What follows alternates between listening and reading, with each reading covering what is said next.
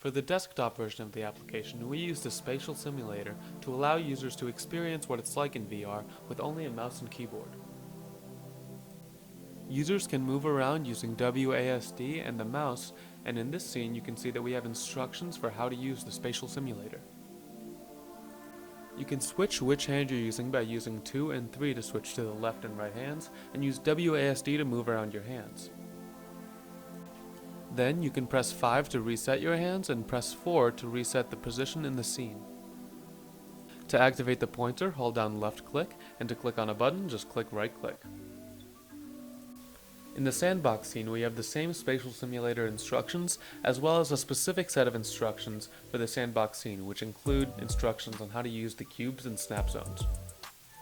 The cubes in this scene work the same way as in the VR sandbox. Just use right click to grab these objects and then release right click to drop them into the snap zones.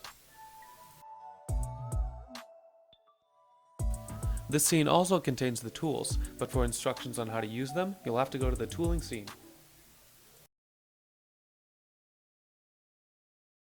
This scene contains instructions for how to interact with each of the tools. The primary button for interaction with the tools is left shift and provides functionality for each of the tools. You can open each of these doors with the point and click method and then enter each room to interact with the tools.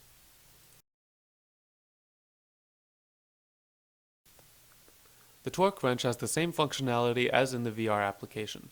You can attach the torque wrench to the bolts using left shift, and then by rotating the torque wrench slightly, you can tighten each of the bolts.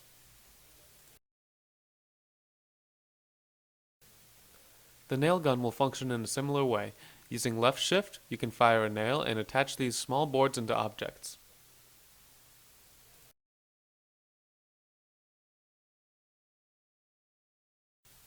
Just like in the VR application, using left shift with the drill near each of these points will allow you to drill into the board.